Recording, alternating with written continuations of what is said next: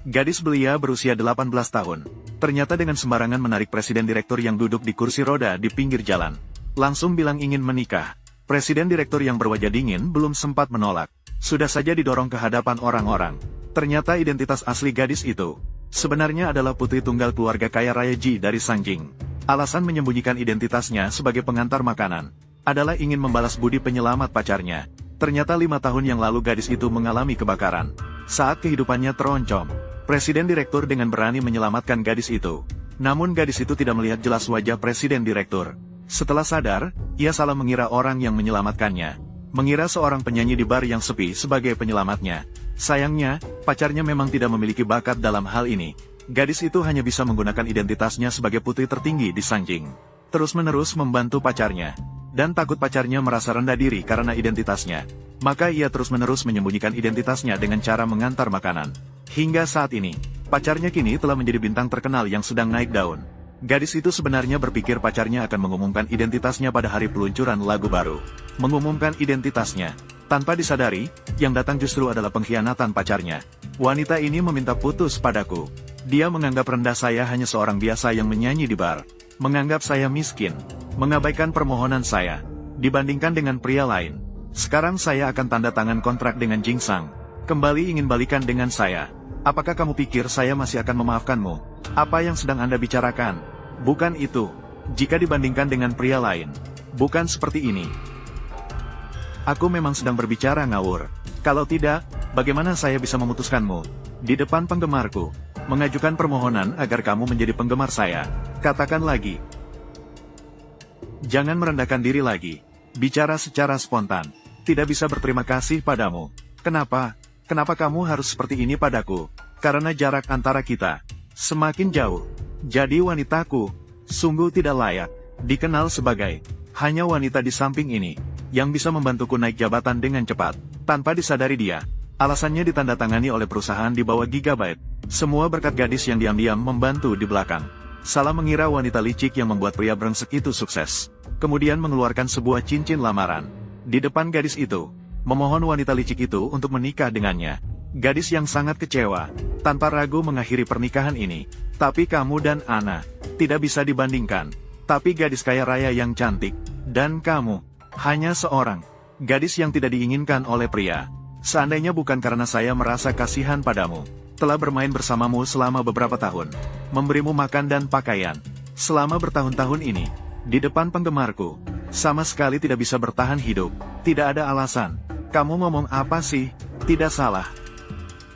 Meskipun mobil ini bukan diberikan oleh Ana, tapi itu juga milik saya, Chen Siji. Hidup ini, mobil favorit, Chen Siji. Terima kasih. Apakah kamu mendengarnya?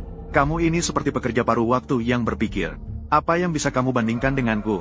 Selama bertahun-tahun ini, kamu hanya main-main. Chen Siji, keputusan yang paling aku sesali dalam hidupku adalah jatuh cinta padamu.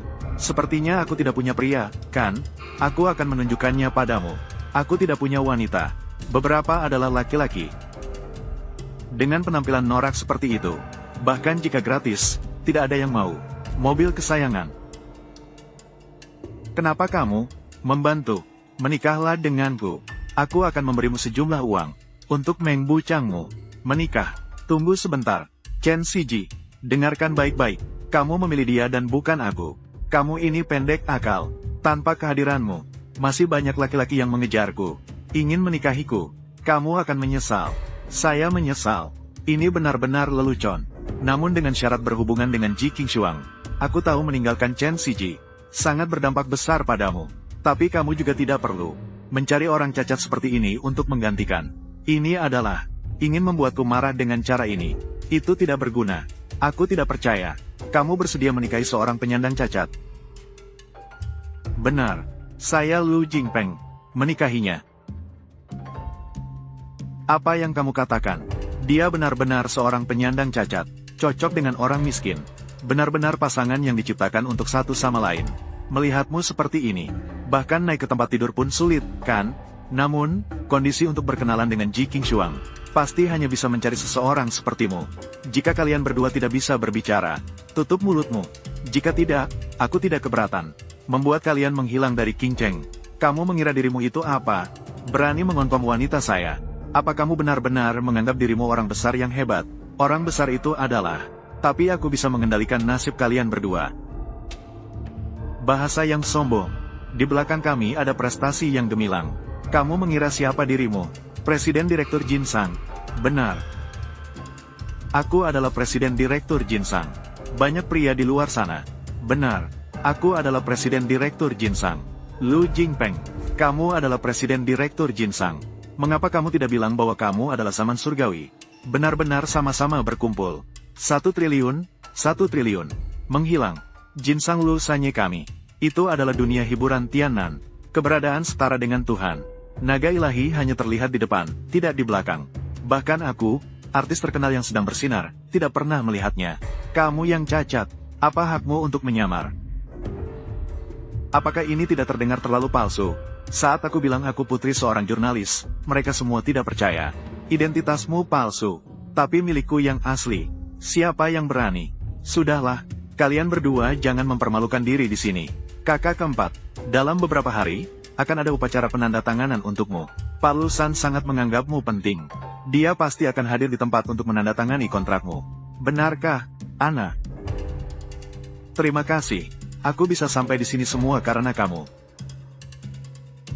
Kapan aku pernah bilang, harus secara pribadi menandatangani kontrak untuknya? Kamu yang cacat, kamu ketagihan menggigit ya? Sayang, kenapa harus marah pada orang cacat ini? Orang seperti dia, dalam hidup ini tidak akan pernah berhubungan dengan kita. Dan kamu, Jixing Suang, apakah kamu berpikir bisa sembarangan mencari seorang pria? Apakah marah padaku ada gunanya untukmu? Aku katakan padamu, aku sama sekali tidak percaya. Apakah kamu benar-benar mau menikahi seorang cacat? Hanya dia. Apakah dia bisa mandiri dalam hidup? Aku rasa bahkan kehidupan suami istri yang paling mendasar tidak bisa memberimu, kan? Mesin wasit, kamu benar-benar orang yang sangat brengsek.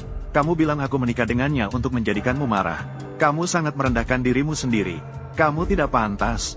Dia mengatakan itu hanya untuk menarik perhatianmu, kan? Beberapa hari lagi adalah upacara penandatangananmu. Setelah kamu menandatangani, pasti tegang. Kamu pasti akan menjadi yang berikutnya yang sukses. Oshita no Hito. Saat itu, kamu dan dia akan menjadi orang-orang dari dua dunia yang berbeda. Kenapa harus terlibat dengannya? Tapi sayang benar. Dengan mereka. Harus menikah. Dua dunia. Chen Shiki. Kami akan menunggu upacara penandatanganan. Mau kemana? Kantor pendaftaran sipil. Lin Zeng, Wang Chen. Apakah kalian sudah mempertimbangkan dengan baik? Sudah dipertimbangkan dengan baik. Aku hanya terpaksa menikah. Aku tahu, ini tidak adil untukmu. Maaf, aku juga membuatmu mengalami penghinaan. Bukan untukku, ini tidak adil untukmu. Kamu juga sudah melihatnya. Apakah kamu yakin ingin menikah denganku? Asalkan kamu tidak membenciku. Aku tidak akan menganggapmu rendah. Nanti aku akan bekerja untuk menghidupimu. Tapi jika suatu hari, kamu ingin pergi, aku akan membebaskanmu. Masih akan memberimu sejumlah uang. Terima kasih telah membantuku hari ini. Kenapa setelah mengalami kerugian sekali? Masih bodoh. Apakah kamu ingin pergi ke upacara penandatanganan Jinsang besok? Saya bisa membawamu masuk, membantumu melampiaskan kemarahan atas kejadian hari ini. Jika aku ingin pergi ke acara penandatanganan kontrak, apakah orang-orang Jinsang akan meminta saya untuk pergi? Mereka tidak akan mendengarmu. Aku tidak berpura-pura. Itu juga sulit untuk dijelaskan. Tapi saya merasa, kamu tidak perlu membantuku melampiaskan kemarahan. Dia memperlakukanmu seperti itu. Apa kamu tidak marah? Identitas tetap harus dijelaskan dengan jelas. Lupakan sisanya. Dia bermimpi menjadi raja dunia hiburan. Menandatangani kontrak dengan Jinsang. Anggap saja itu hadiah terakhir dariku untuknya. Apakah kamu masih ingin dia menandatangani kontrak dengan Jinsang? Terus saja bicara. Apa kamu tidak punya sedikit pun harga diri? Dia memperlakukanmu bagaimana? Itu tidak sama. Apa bedanya? 5 tahun yang lalu, sebuah mal terbakar. Ratusan orang terjebak di lokasi kebakaran. Aku juga ada di dalamnya. Hanya tutup matamu. Saat itu aku pikir aku akan terbakar hidup-hidup. Tapi Chen Shiji tidak menghiraukan keselamatannya. Dia menerobos api untuk menyelamatkanku. Sejak saat itu aku bersumpah. Selama itu yang dia inginkan, saya akan memberikannya semua itu. Mall yang kamu sebutkan, itulah tempat kamu pergi. Sepertinya bernama Yunding. Ada apa denganmu? Apa kamu tidak enak badan? Ki Heng. Bukan, aku maksudkan kamu. Di siang bolong merebut orang, ya? Iya. Ini apa? Ini benda kotor apa? Ini akta nikah? Benda kotor apa? Kamu, Ki Heng. Apa kamu benar-benar menikah dengannya? Ada apa dengan menikah denganku? Apakah kulitku yang cerah, wajah cantik, dan nilai diriku yang tinggi adalah kerugian? Aku akan menyuruh seseorang untuk menjemputmu. Tidak usah, jika aku ingin pergi. Yang lainnya tidak perlu dipikirkan. Dia juga tidak curiga. Dengan aku, tidak perlu berpura-pura. Nanti kamu sebutkan namaku. Tidak ada yang berani menghalangimu. Aku tidak berpura-pura. Aku benar-benar tidak berpura-pura. Aku adalah Ji Qingshuang. Saya adalah putri tunggal keluarga kaya raya Ji. Sangat aneh. Pengawalku tidak berfungsi dengan baik. Membuat nona besar dipermalukan. Pengawalku pantas dihukum. Sudahlah, ini salahku yang tidak mengenali orang. Bangkitlah. Nona besar, jangan khawatir. Aku akan segera menarik semua aset keluarga Cheng. Dan memerintahkan Jing Sheng untuk membatalkan kontraknya dengannya. Memulaukan dia secara menyeluruh. Dan menangkap seluruh keluarganya. Untuk meminta maaf padamu dengan bersujud. Seseorang datang. Cukup. Barang-barang ini anggaplah sebagai kompensasi untuk dia yang menyelamatkanku 5 tahun yang lalu.